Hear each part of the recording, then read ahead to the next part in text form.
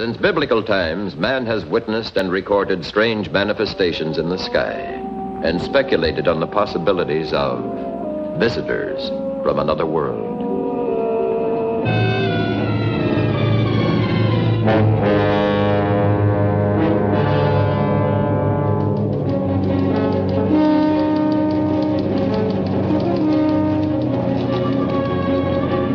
Today, from the skies of California, the fields of Kansas, the rice paddies of the Orient, the air lanes of the world, come persistent reports of UFOs, unidentified flying objects which we have come to know as flying saucers.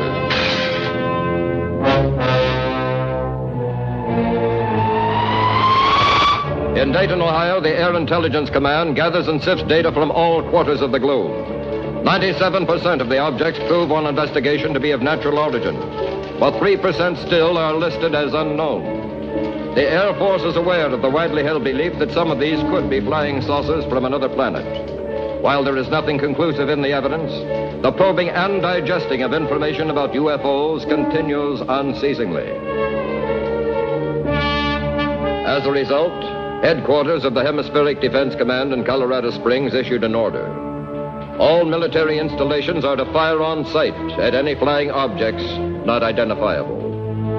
But even as they did so, the military wondered whether their scientific know-how and their best weapons would be effective in any battle of the Earth versus the flying saucers.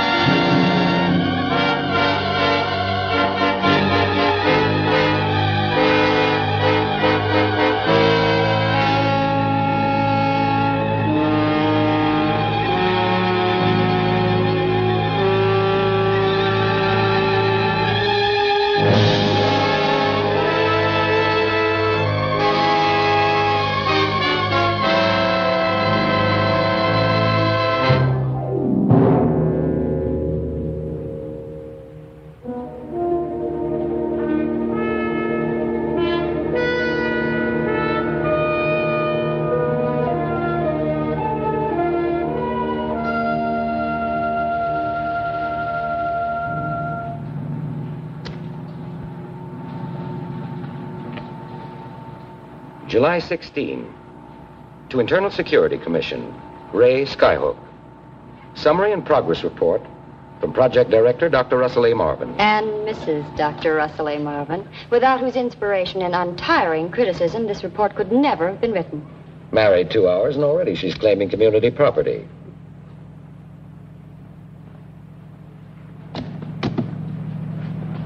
Now that you're married, Dr. Marvin, you don't have to sneak up on me. You always did have eyes in the back of your head. Besides, it's not safe when you're driving. But pretty. I thought intellectual giants were supposed to be backwards and shy. My third-grade teacher, Miss Hickey, said I was a quick study. You're starting something you're not going to be able to finish. Yeah, today I've got a hot date with a 3-stage rocket. Well, now, please, no interruptions.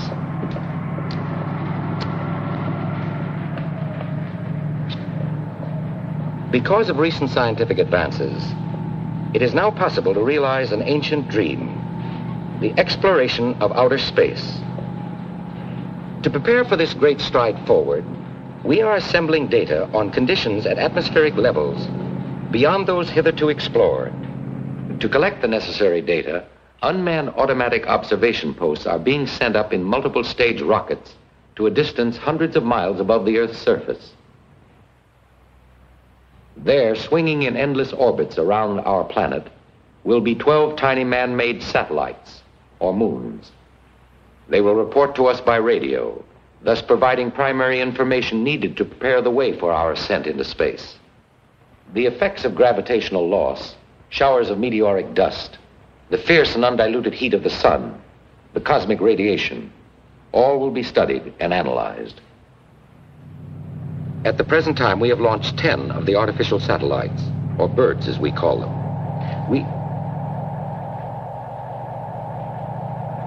Do you hear something? Hear what? I don't hear. Shh, listen.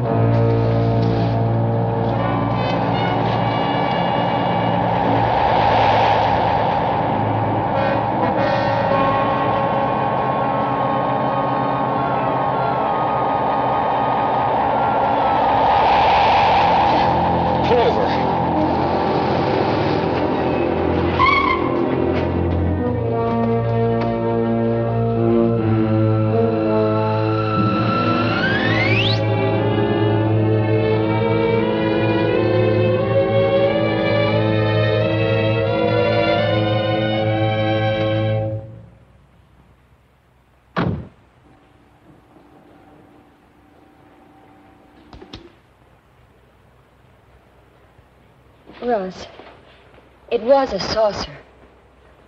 A flying saucer? Well, we saw what appeared to be a flying saucer. That's all we can say. We saw it. We heard it, both of us. What more do we need to know? Well, we have to have time to think, to evaluate this before we sound off. Let me have a light.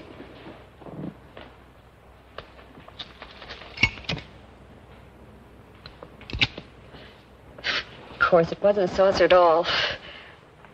I just shake like this all the time.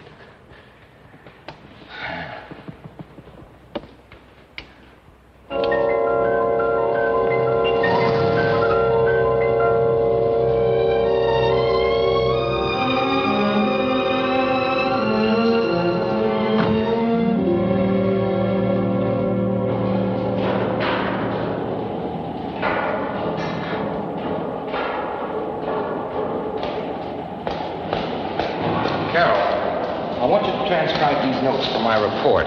Yes, boss. But there's one little thing first. Now that you're married, Dr. Marvin, the first thing you've got to learn is no more passes at the secretaries during business hours. All right. Or birds, as we call them.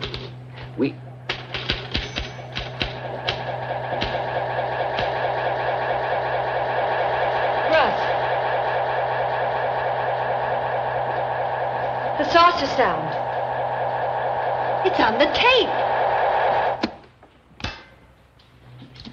You forgot to turn it off.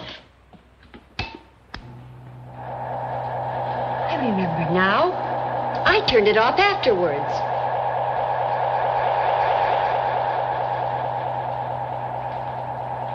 Well, that's one piece of concrete evidence. Rocket number 11 will be launched in 20 minutes. Oh, we'll leave it for now. Come on, we just got time to get to the bunker.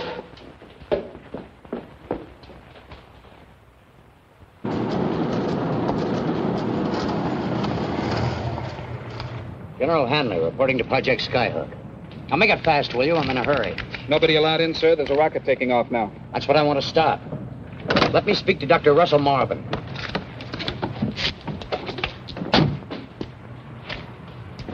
Westgate to bunker number 2. Dr. Marvin. Bunker number 2, Marvin speaking. This is the Westgate, sir. General Hanley wants you. Oh, put him on. Carol, it's your father. Calling from Panama? No, right here at the project. Hello, Russ. Hello. Well, welcome home, General. What's the news from Panama? It's bad, I'm afraid. I think you ought to hear what I found before you send up another rocket. Can you possibly put it off? Well, I'm afraid I can't. We're tied to a definite schedule of launchings. Wait a minute. There's something else I wanted. Just a minute. It's your privilege. Hi, Dad. What is it, honey? I just wanted to hear your voice and tell you Russ and I were married last night. Married? Oh, forgive us for not letting you know, darling. I've got to hang up. Let's have dinner tonight. Can you? Don't forget. Bye.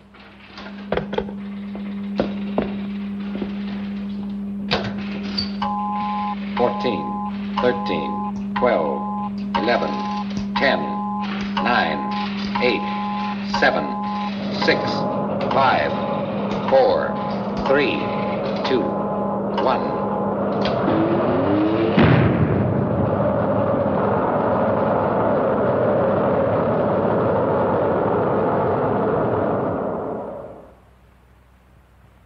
how the designer feels hearing a thing like this.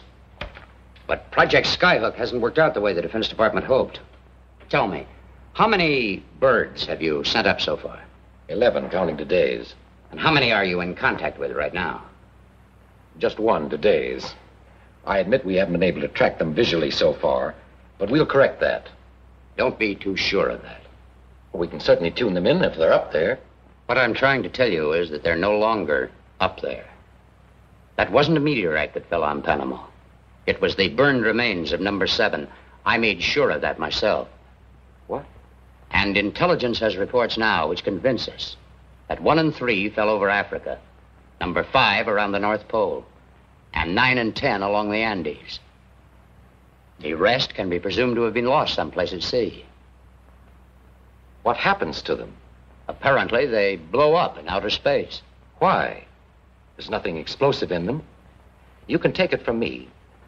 When a rocket's blasted off, it should circle the Earth for a long time. That is, unless... What? Dad? Unless what? Unless something shoots them down as fast as we set them up there. Why, no gun in the world can shoot that high. No. No, of course not. Bring spoons for your coffee.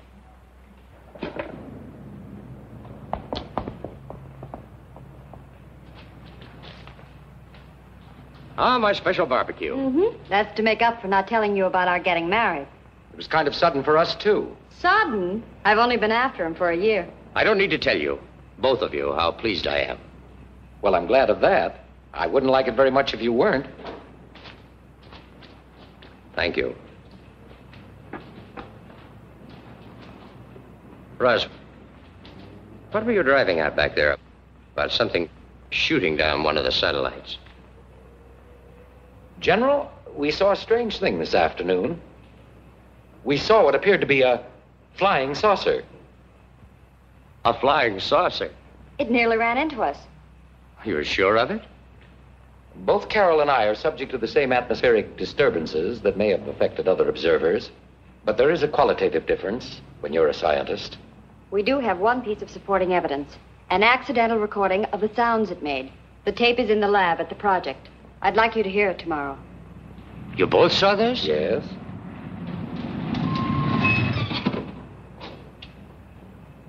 Excuse me.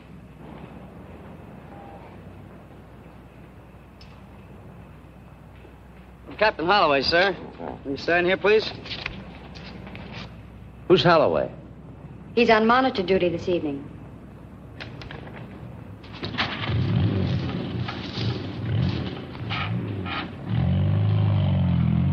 They've just lost contact with number 11. Oh, Russ, I'm sorry. Is it still in range of our receivers? If it hasn't been knocked down, Look. What are those lights? They're what the pilots call foolites. St. Elmo's fire in ancient times. Superstitious regard them as omens of things to come. The best science has been able to make out of them is that they're electric particles agitated by moving air. Same principle as the aurora borealis. There have been so many around the project the last couple of days, we all just take them for granted. Bird 11 ought to be visible in the sky right now in its second lap around the world. Look! There it is. Was that it? Yes. Well, surely you're not going to send up number 12 tomorrow after this. I have to. Why? With the television pickup cameras and microphone, I should have done it before. This time I'm going to know what's happening up there and know the reason why. Come on, let's finish our dinner.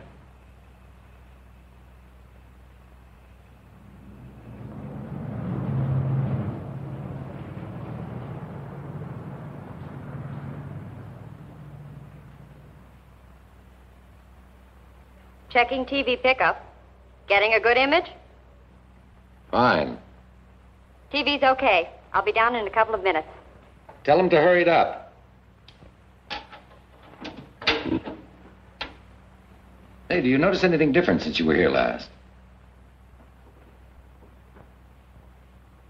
Soundproofing? That's right. You could fire a cannon off outside and you couldn't hear a thing down here. Number 12, okay for takeoff. Well, as an old rocket man from way back, I'd rather watch from ground level. Dr. Marvin. Dr. Marvin. Marvin here.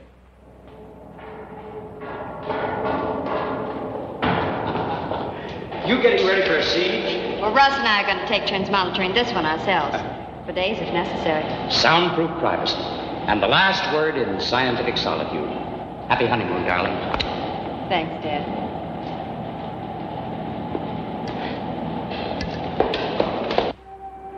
Prepare rocket for launching. Prepare rocket for launching.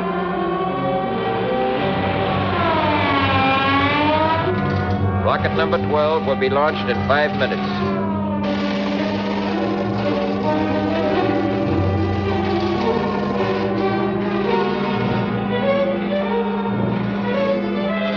Four minutes to 0.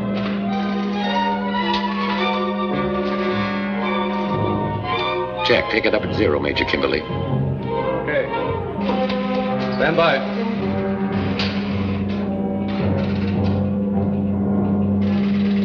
Observation Tower A, come in. Evans, radar to Tower A. Observation Tower A, Sergeant Nash. UFO due west, approaching fast. What does it look like? Can't tell yet. I'll call when I get a better reading on my scope. Do that. As you were, Sergeant. Unidentified flying object reported due west, sir. Probably a buzzer. Sergeant Nash, Observation Tower A. What? Forget it, Walters. This is no time for gags. It's 2 minutes to 0. Sentry at West Gate has spotted a flying saucer, sir. Evans, radar to Tower A. Tower A, Nash. I get a better reading on my scope, Sergeant. That UFO is over the west sentry post. Does it look like a flying saucer, Evans? Yes, it does.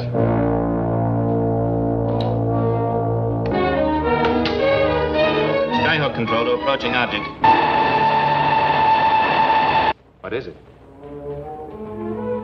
I wouldn't know. Connect me with Dr. Marvin's lab.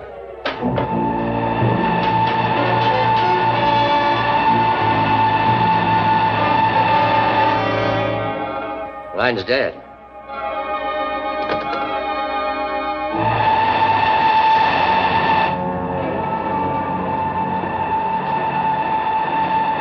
Dead channel.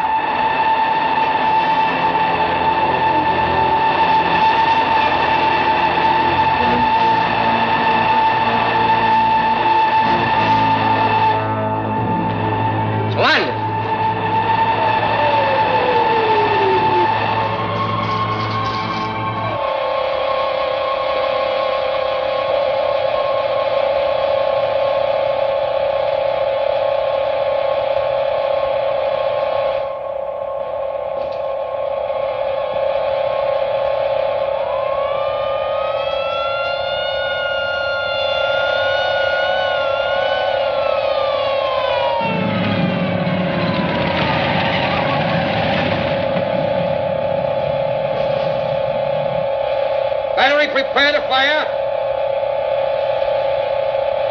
Fire!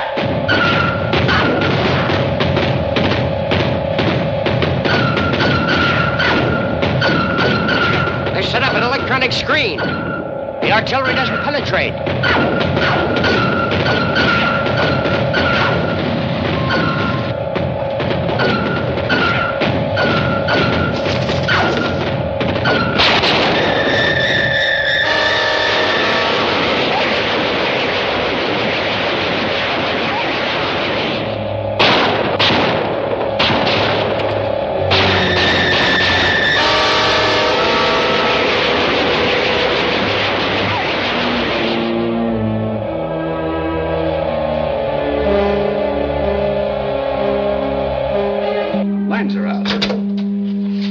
Abandon all firing positions.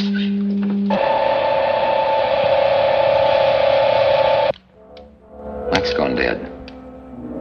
Try the phone.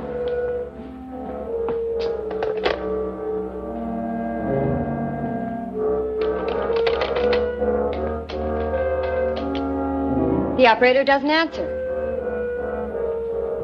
Look.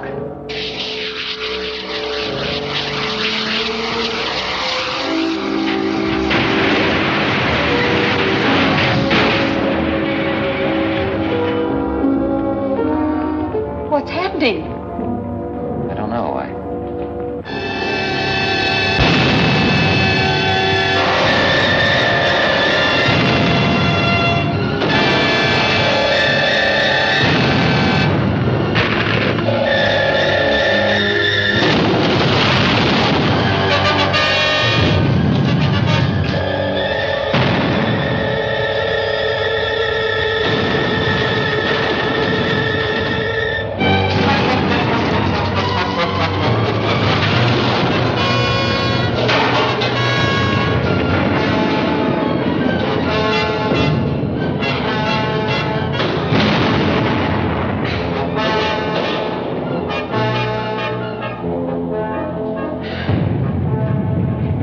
I'm scared, Russ.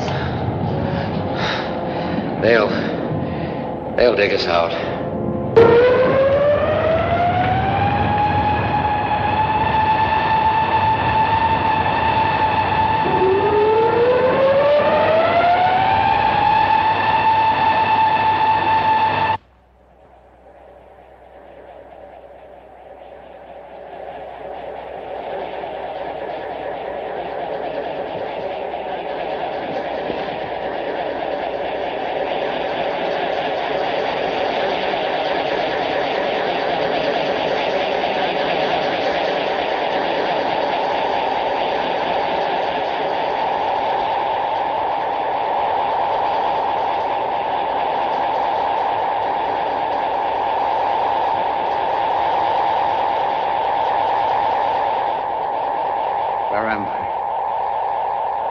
What?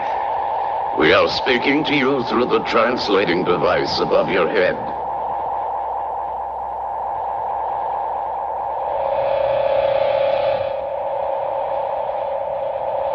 Can you understand us? Yes. And I hope you can understand me. Whoever you are, whatever you are, you'll regret what you did at the project. Perhaps you can explain why, after contacting Dr. Marvin, we were met with violence. You've contacted Dr. Marvin? We spoke to him. All he heard was meaningless sounds. The same kind of sounds I just heard. We had hoped a sufficient adjustment for the time differential between us would have been made. I don't understand. Evidently, you do not realize you are in an interstellar conveyance. You are already outside the atmosphere of your own planet. As a prisoner, all I am required to tell you is that I am General John Hanley of the United States Army.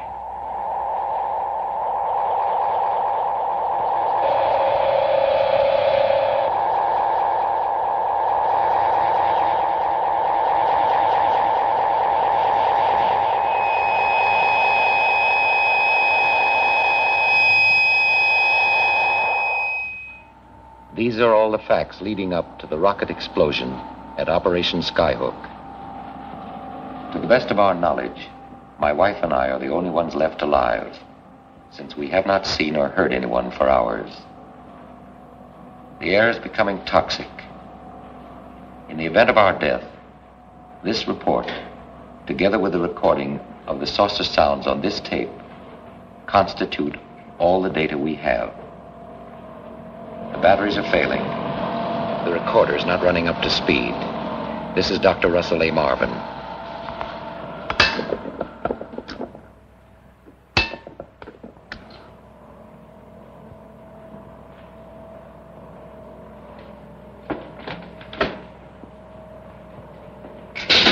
Russ? Where are you? It's all right, honey. The gas generator stopped, that's all. Please come close. I'm afraid of the darkness. Dr. Russell Marvin. The tape. It is very urgent that we meet. We will appear tomorrow at Operation Skyhook when your son is exactly over your rule.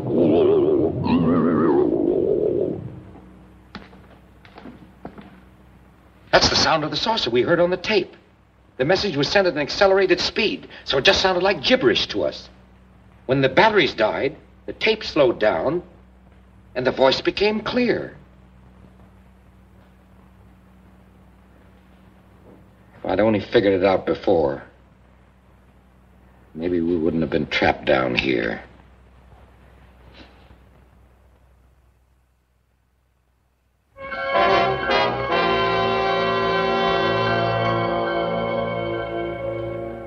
What had stuffed out hundreds of lives and leveled an installation worth millions of dollars? An aroused public demanded an answer, and the federal government dedicated the strength of all its branches to the task of finding one. However, when Dr. Marvin and his wife were rescued, the answer was to be found in the experience of the only two human survivors and in a reel of tape recording they carried to Washington, D.C. and the Pentagon.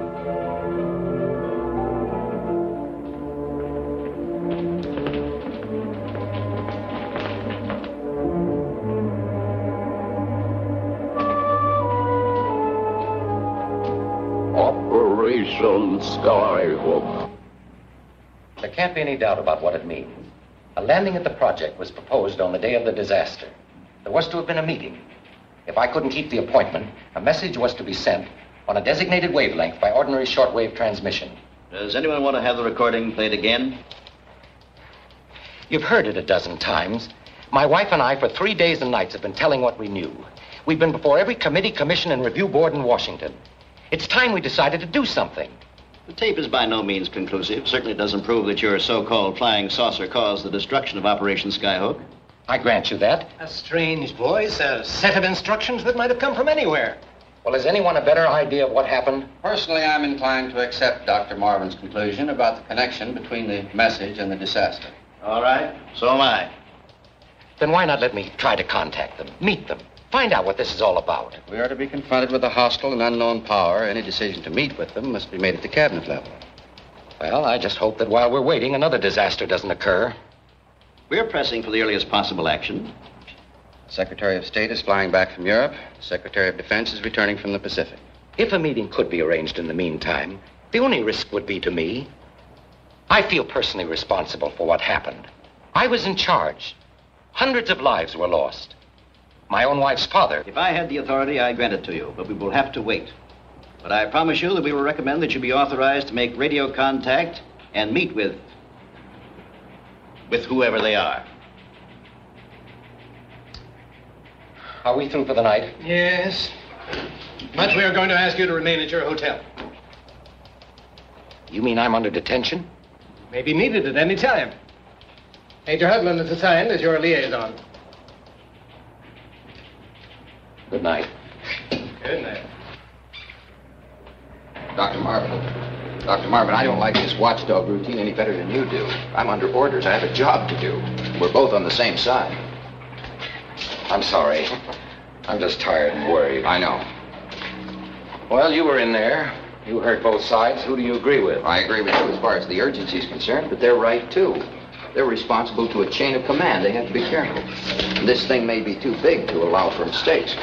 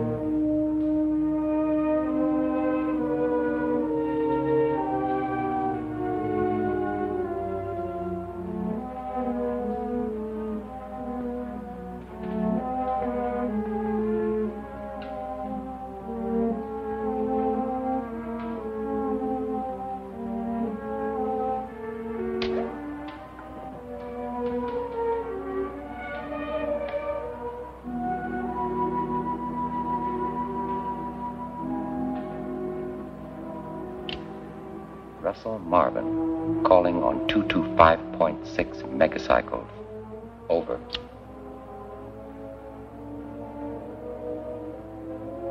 Dr. Russell Marvin, calling on 225.6 megacycles as per instructions.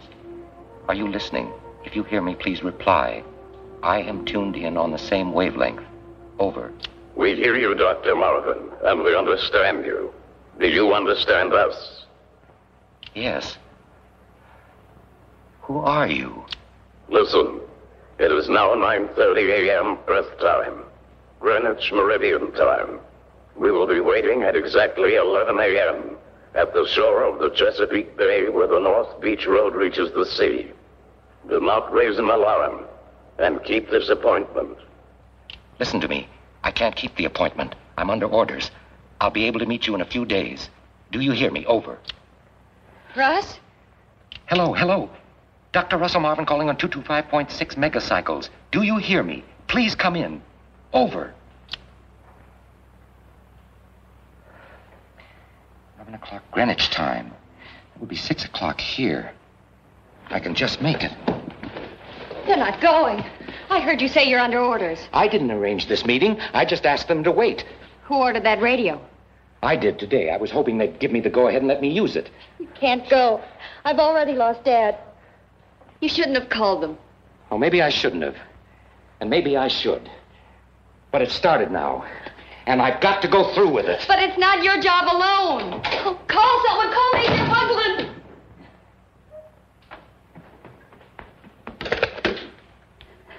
Room 312. Major Hugland, hurry, please.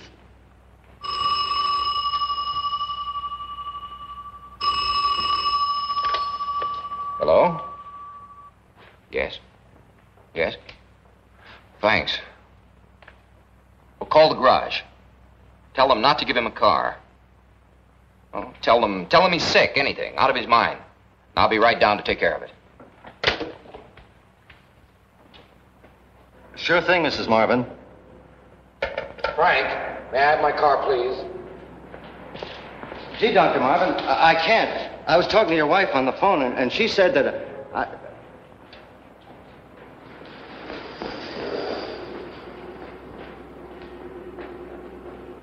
But, Dr. Marvin, I can't let you have the car. Get out of my way, Frank. Please, Dr. Marvin, I don't want to lose my job.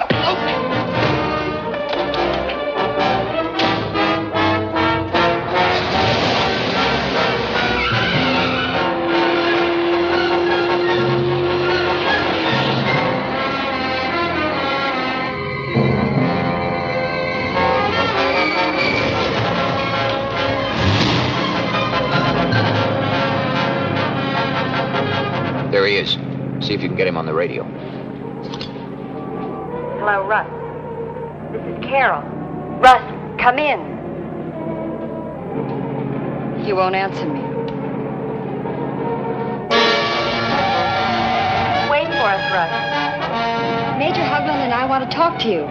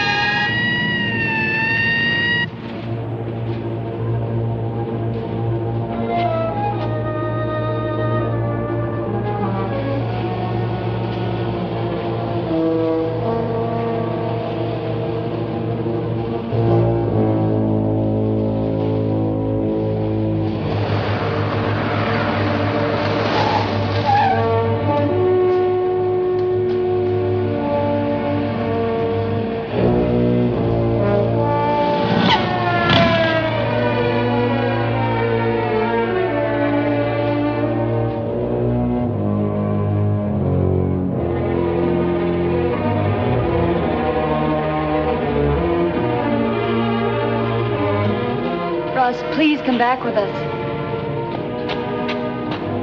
I'm sorry, but I have to do my job. Let's go back.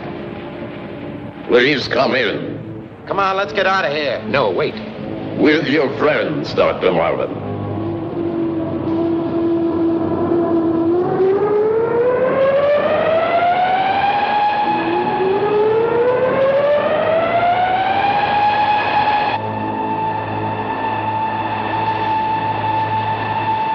I'm coming with you. Please come in, all of you. I'm going to phone headquarters. You'd better do as they say.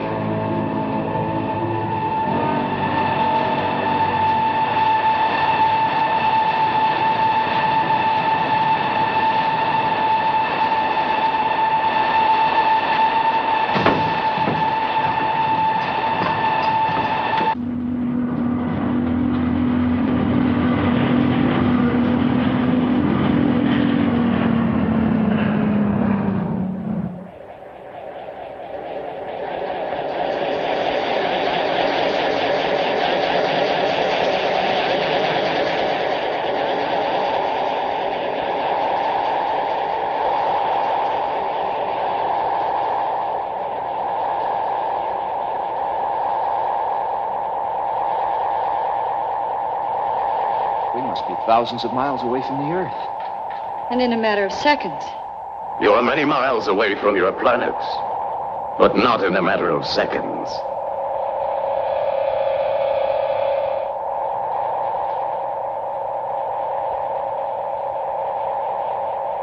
Listen to your watch, Dr. Marvin.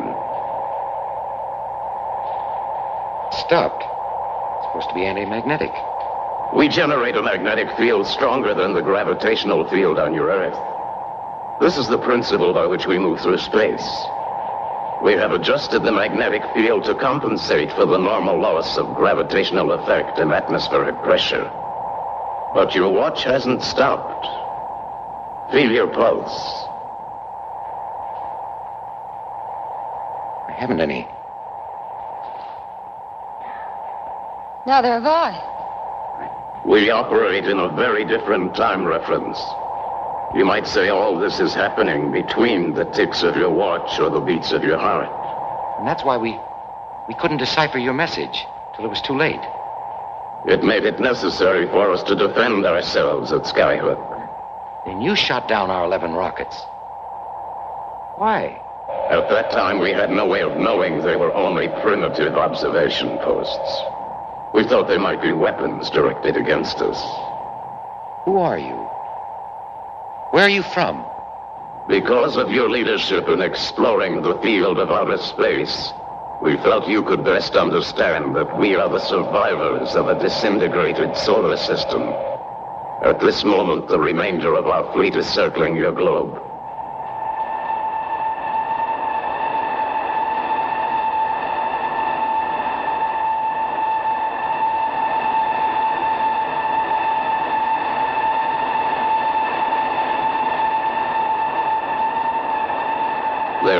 A signal to tell them where to land. What do you want with me? Arrange for your world leaders to confer with us in the city of Washington. They may not listen. I'm only a scientist. We will show you how important it is to convince your leaders. In an instant of your time, we travel from beyond your moon to the surface of your Earth.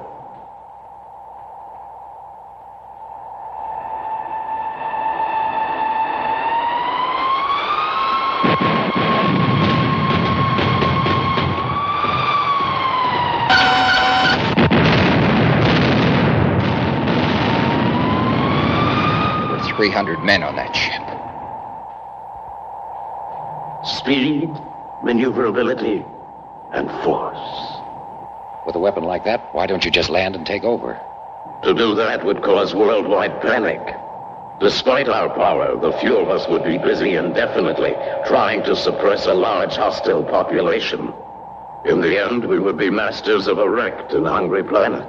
What makes you think you'll conquer us without a fight? We felt it would be best to meet with you so fighting could be avoided. Such agreements have been made on Earth before. How do you know so much about us? We have the means of accumulating information.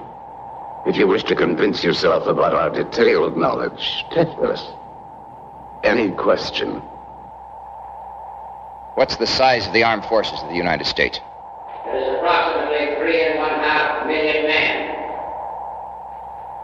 Well, what team has won the most World Series?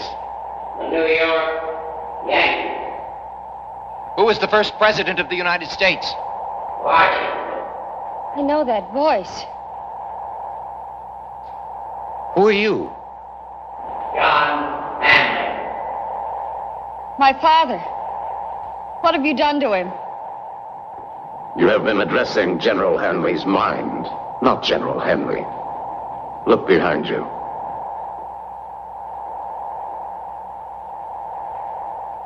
Dad. He will not recognize you. He has been subjected to a machine we call an infinitely indexed memory bank. We have transferred all knowledge from his brain to our machine. Thus, we have available and readily accessible his total experience. We can do this to as many as we like and learn whatever we must know. Oh, stop it. Please stop it. Put that gun away. Don't look at that.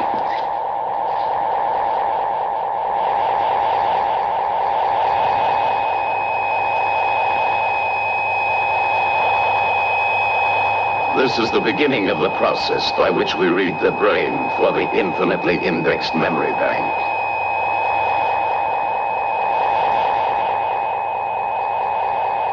What have you done with my father? We will return him to you eventually. And the police officer, too. Will you arrange a conference for us? We will tell the authorities you want one. That's all we can do. I'm not going to cooperate with these monsters. It may take weeks or months to set it up. You will have 2 of your lunar days, or 56 days Earth time. Let them kill us now and be done with. Please, Carol. If our officials don't believe me, I can't be held responsible. When you tell of the destroyer being sunk, refer to latitude 30 degrees 20 minutes, longitude 45 degrees 15 minutes. They will believe you.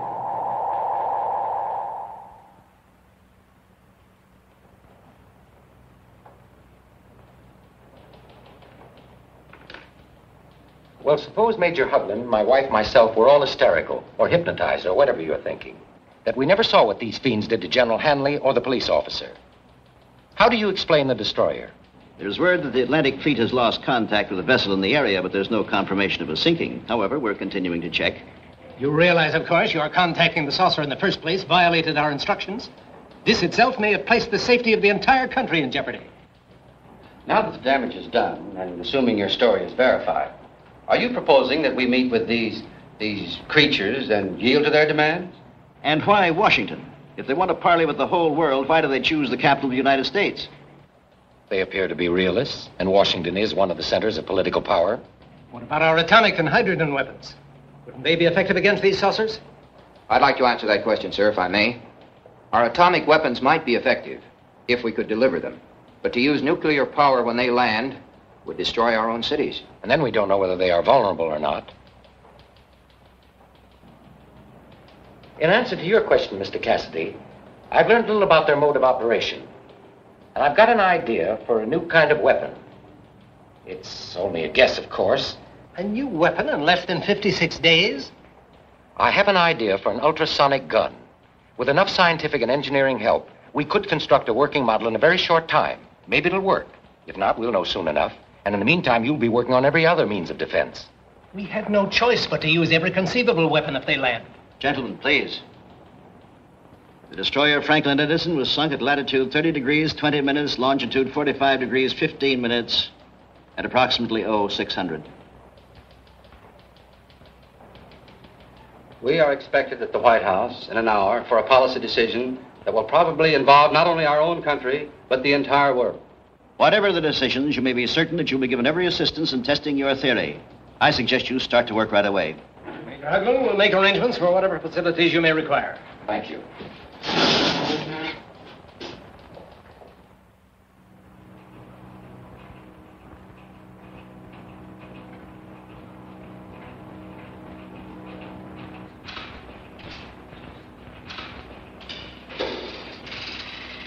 Hello.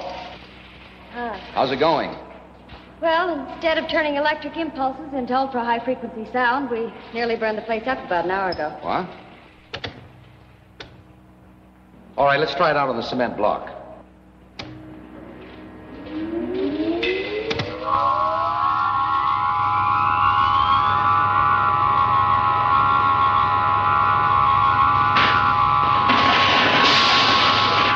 All the way.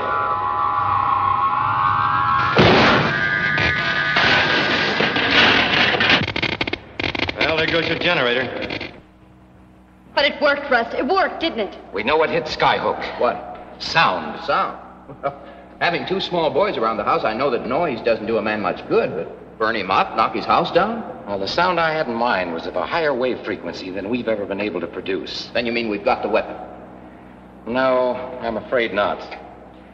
With the best materials and circuits available, all we've succeeded in doing is pulverizing the end of a cement block. The theory is beautiful. We don't have the tools and the materials to make it work. Maybe in 10 years, 5, even 2. How many days left? 27. Russ, remember that report from Dr. Patek in New Delhi? He suggested a different approach. Instead of attempting to duplicate the ultrasonic devices of our visitors, we try to interrupt their magnetic field By projecting a highly intermittent induced electrical field. Now, suppose we take this one... Of course. We cut the ultrasonic wavelength into the circuit and knock them down like clay pigeons. Not so fast, Russ. You know, It can work. It can work. Here, Major, get on the phone. We'll need the largest portable generator that Schenectady makes. From all parts of the globe, under top priority, came every facility and scientific help the governments of the world could furnish. Dr. Marvin and his staff assembled these necessary materials in a concealed laboratory, where they were to translate a short experience in a craft from outer space into a formula, then plans, and finally, a functioning reality. It's only a hollow steel ball, but for our purposes, it's a flying saucer. You can start up the generator now.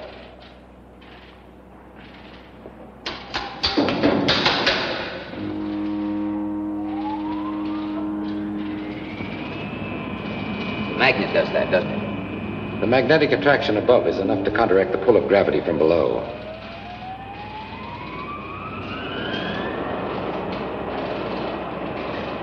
Go ahead. It was your idea. You be the first to try it. My idea, nonsense. It was just as much yours and Dr. Paddock's in India and a dozen other scientists all over the world. Come on.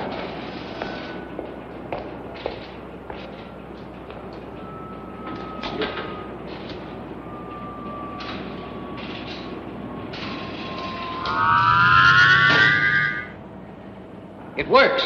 It works fine. Russ, look.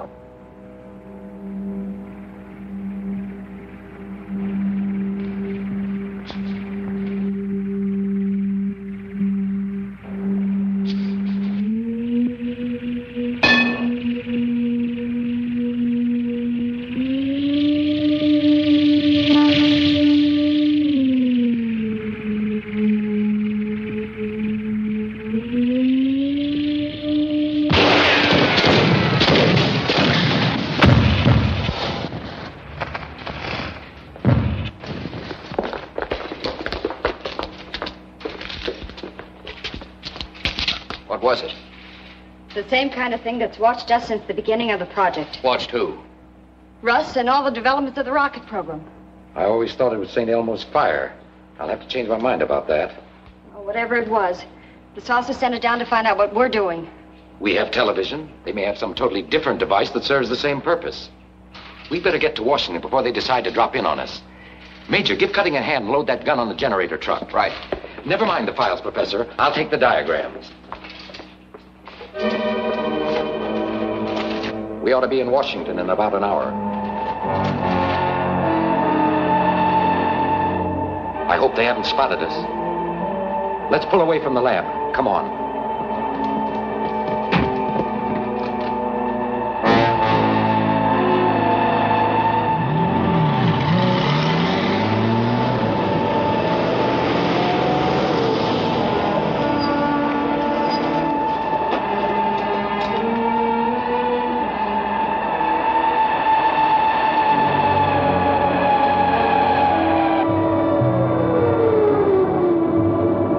If that saucer stays in firing range, we may be able to give the gun its first real test.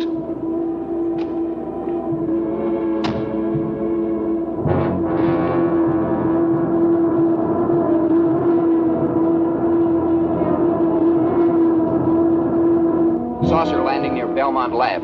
Major Hugland calling for aerial protection. Over.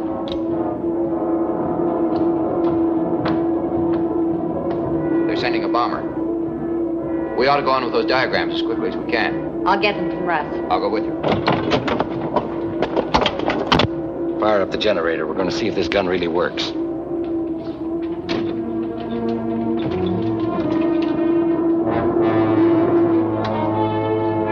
What's the matter? Can't get this blasted thing started. They're looking for us, all right.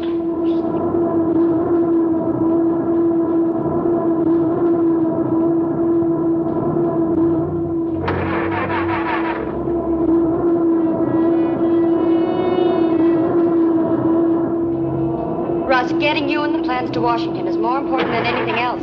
Right. She's right if this machine works. If not, it doesn't make any difference.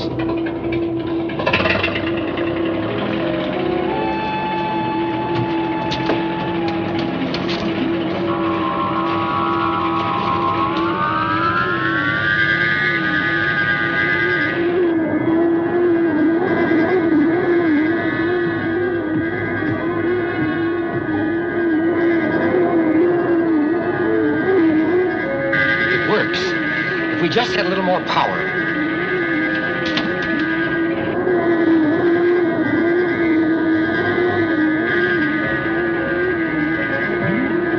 Russ, let's go, please, before it's too late.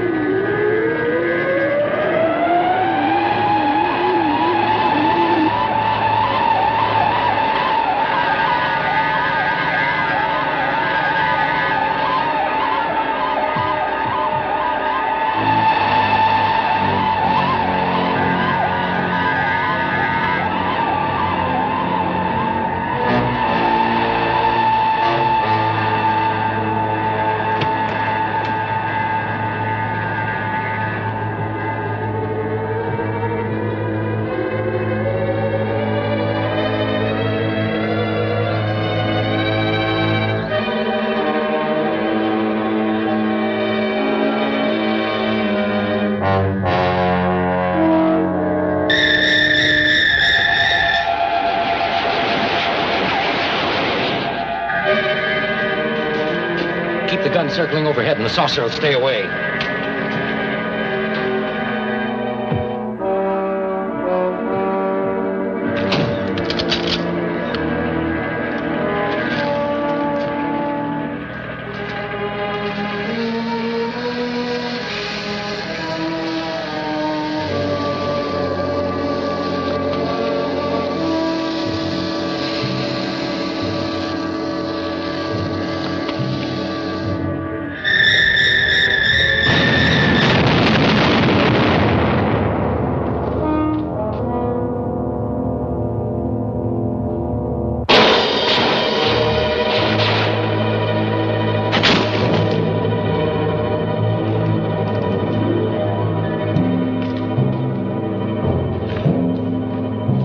Be careful. I think it's dead.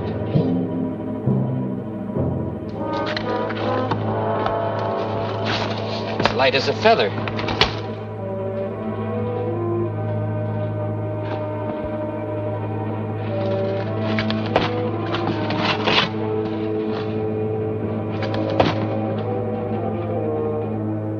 Humanoid and ancient. These suits must serve as an electronic and mechanical outer skin, take the place of their atrophied flesh and muscles.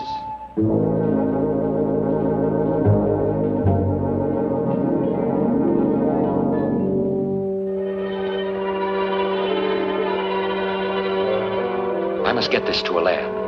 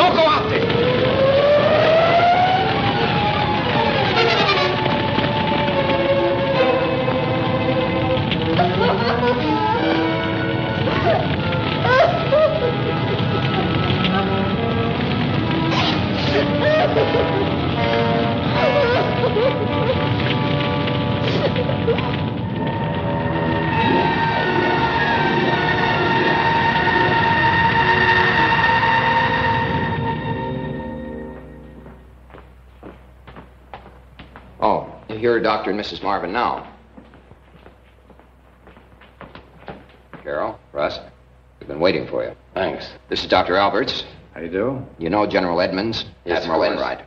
Certainly. And Mrs. Marvin is General Hanley's daughter. Mrs. Marvin? Your father's death was a great loss to all of us. Thank you. Well, I see you've been busy. Oh, we've been doing a little work. Here, let me show you. It didn't take too long to break this thing down. These helmets have a language translating device in them. Mrs. Marvin, would you say something into the microphone?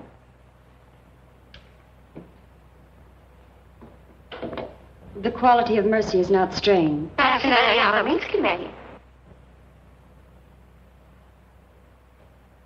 It droppeth as the gentle rain from heaven. Shakespeare wouldn't like it. Professor Albert said if we read the dictionary into the device, word by word, we'd have a translation of those words into their language. By translating their communications into our words, we were able to decode them. Professor Alberts requisitioned the electronic translator, which his university had developed, and the results, to say the least, have been startling. We've recorded a number of their messages on tape.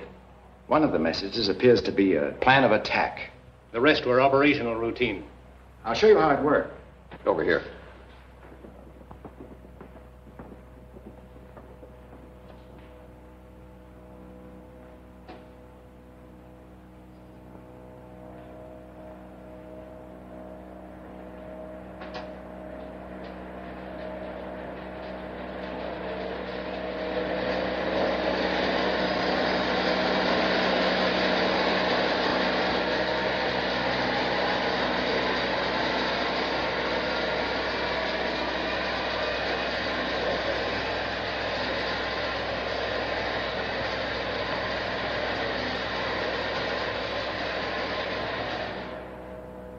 We can expect trouble when Mercury is in perihelion.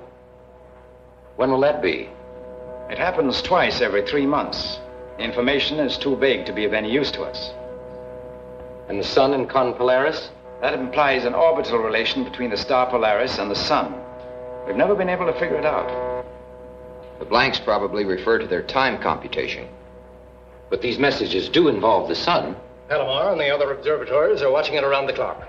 In the meantime, we have a newer and stronger version of our interference machine on the drawing boards at Aberdeen. Has there been any determination of the weapon's useful range? There's a weakness. Our instruments indicate that the potential effect drops off sharply after 1,500 yards. We'll have to hope that that's enough. Well, maybe we'll be ready for them when they come. Has anyone tried that helmet on? Yes, we have. I think you'd be interested. Try it. It weighs only a few grams. What's it made of? We don't know exactly. Solidified electricity is the fancy name given to it by the Bureau of Standards. It resists everything we used on it, including the most extreme temperatures.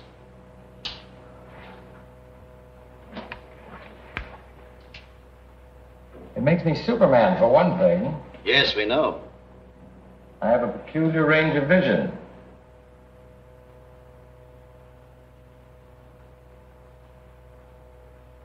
I can also hear a young man just outside that window discussing a problem in advanced biology. Carol, will you see if I'm right? So I took her home, and when I kissed her goodnight, she slapped my face. So I said, what's the idea? I didn't slap yours when you ordered a $4 steak for dinner. You know, just as we need glasses and hearing aids, these people need electronic amplification of all their senses, especially sight and hearing. Does that suggest anything to you? They have their weaknesses. When will we be ready? We'll need at least a couple of weeks. People of Earth, attention. People of Earth, attention. This is a voice speaking to you from thousands of miles beyond your planet. This is a voice speaking to you from thousands of miles beyond your planet. Look to your sun for a warning. Look to your sun for a warning. Following eruptions on your sun, there will be 8 days and nights of meteorological convulsions. Turn it down. Soon thereafter, They're arrogant enough, announcing their schedule in advance. They're coming down to take over. They made that clear to us in the saucer. They can move so fast and strike so hard, they ought to be able to sneak in and flatten us. peacefully. They expect to terrify us with a display of power. They're contemptuous of our defenses. People of the earth, attention. This is a voice speaking to you from thousands of... If I'm right, they'll sail into Washington in broad daylight. They expect us to capitulate when they land. Speaking to you from thousands of miles beyond your planet. People of Earth, attention. People of Earth, attention. This is a voice speaking to you from thousands of miles beyond your planet. This is a voice speaking to you from thousands of miles beyond your planet. Look to your sun for a warning. Look to your sun. It's coming over everywhere. Following eruptions on your sun, there will be 8 days and nights of meteorological convulsions. Soon thereafter, and it can immobilize the whole country. Of course, in the capital city of the United States. The whole world. Let all nations be represented in Washington to confer with us. Nuestros jueces aterrizarán en la capital de los Estados Unidos. Washington. За тысячи миль от вашей планеты. Dans la capitale des États-Unis d'Amérique. Siamo rappresentati in Washington. Todos los mensajes del mundo se reúnen en Washington. People of Earth, attention. In every country of the world, in every language, every means of electronic communication was jammed with the message. The warning was dinned into the ears of the Earth's population unceasingly for 12 hours. And after the 12th hour, silence. Then, a tremendous explosion on the surface of the sun.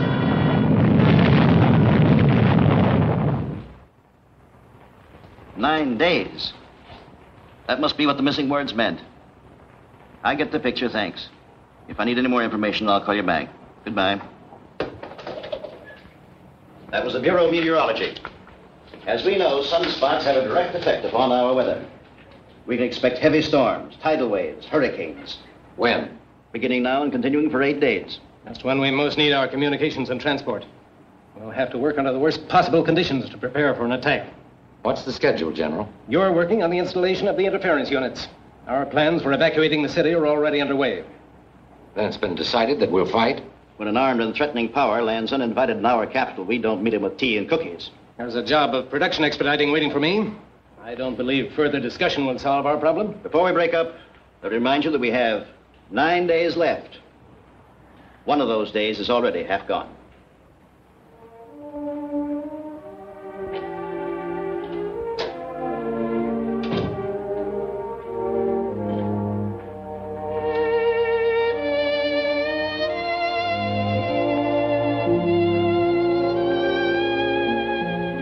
What a nice going away present. You might call it that. Is my bag packed? Mm-hmm. Mine too. What time do we leave? I have to leave right now. I'm going to Aberdeen to supervise the interference project.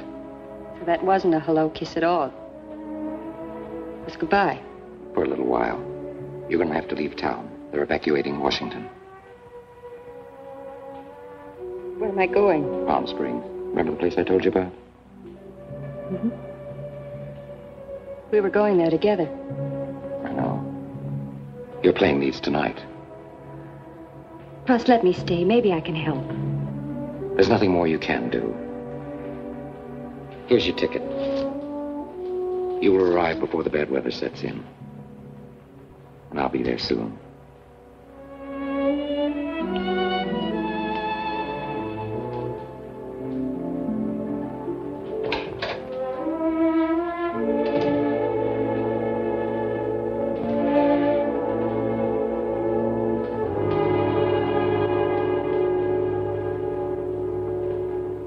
First of man's vital communications to suffer were the shipping lanes and airways. Then transport by rail and highway, ground to a halt. When the telephone and telegraph systems had failed and the radio networks were forced to bear the burden alone, they too succumbed to interference known to originate in an increasing disturbance in the sun.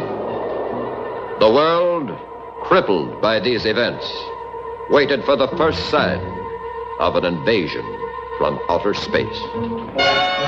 Because of the atmospheric violence, it was not until the 9th day that an orderly evacuation of the city of Washington could be attempted. Although the authorities and the military worked miracles, when the 10th day dawned, more than 60% of the people of Washington were still in the metropolitan area. Take these at CIC. Yes, sir. Mrs. Marvin. Your husband told me you were in Palm Springs. The plane schedules were canceled before I could get away. Have you heard from Russ? There's been practically no communication with Aberdeen. Wires are down, radio jammed. But I'm expecting a courier any minute.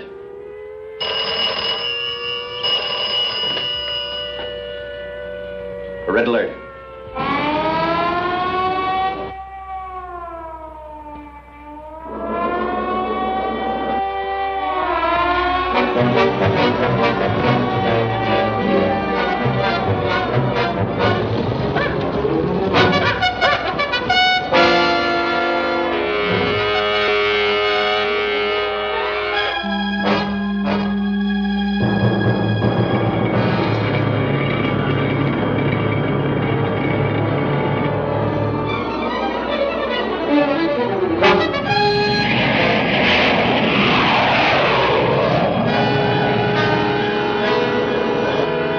Saucer heading in low over the Atlantic, coming in fast.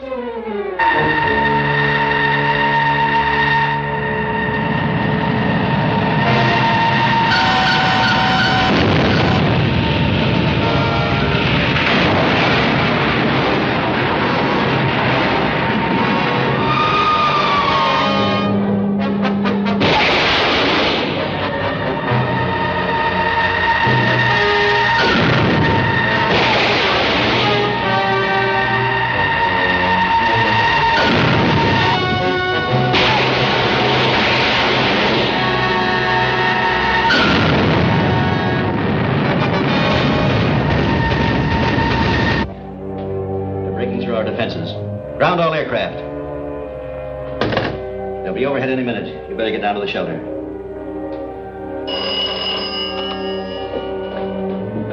Wait a moment, Mrs. Marvin. Truck convoys from Aberdeen are taking up positions in the city. Your husband's section is nearing the Pentagon. Thanks.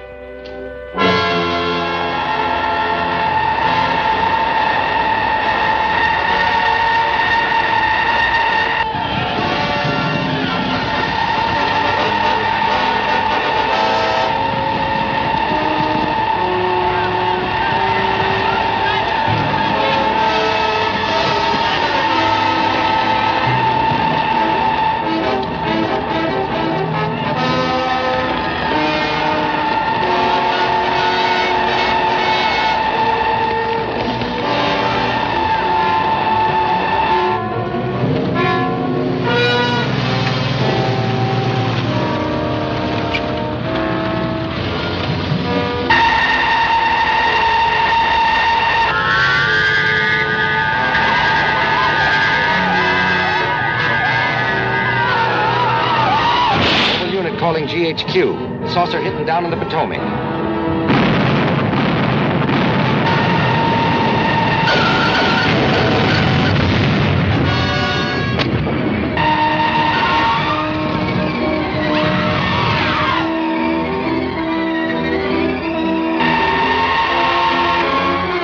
Keep it in your field so it can't fire at us.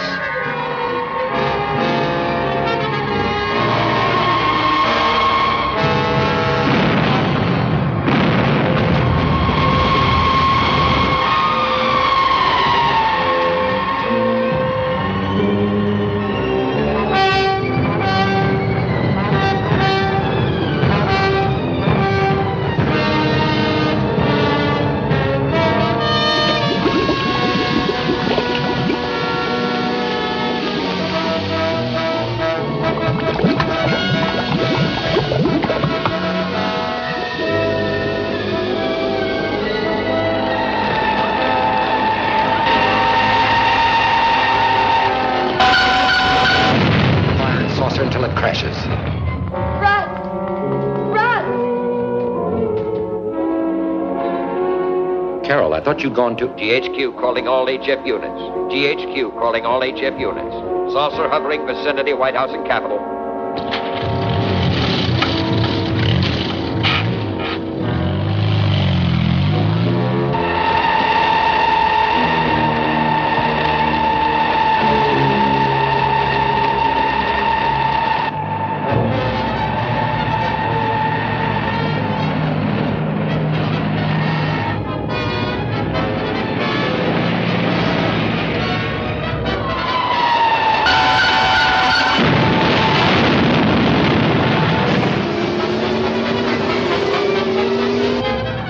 Attention all units. Saucer now landing vicinity White House. Attention all units. Sounds like they're jamming us.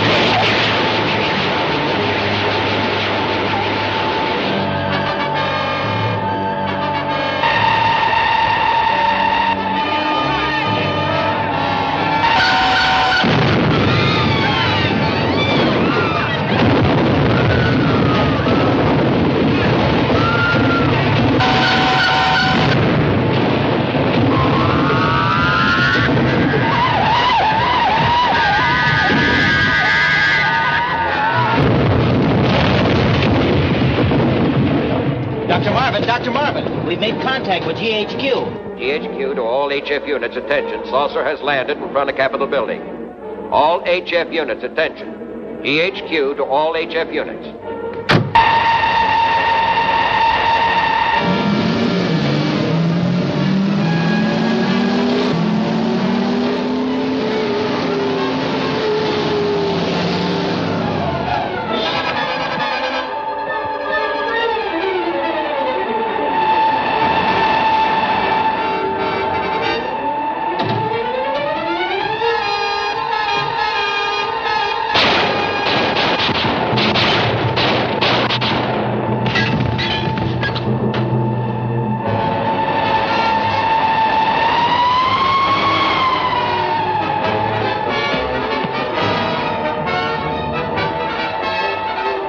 Keep firing at saucers.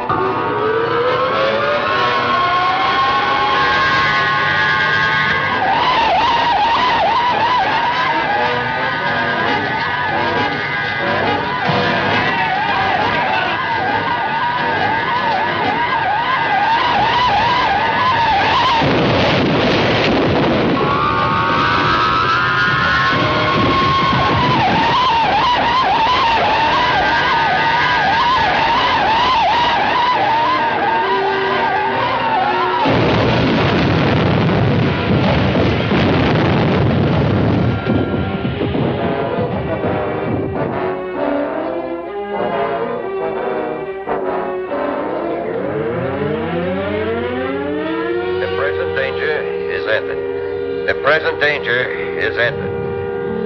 The present danger is ended.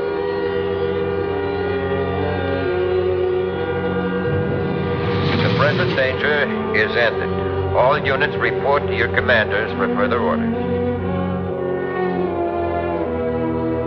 The present danger is ended.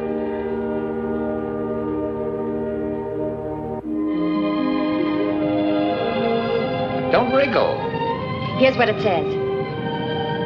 The President has ordered Project Skyhook rebuilt, and the space exploration program continued under the direction of Dr. Russell A. Marvin. The United Nations Assembly voted unanimously today to award a gold medal to Dr. Marvin. And to Mrs. Marvin goes a gold medal from Dr. Marvin for her love, courage, devotion, etc., etc., etc.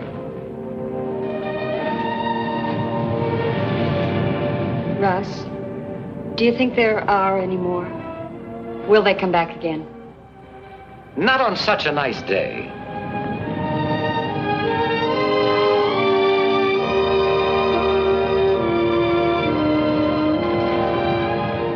And not to such a nice world. I'm glad it's still here. And still ours.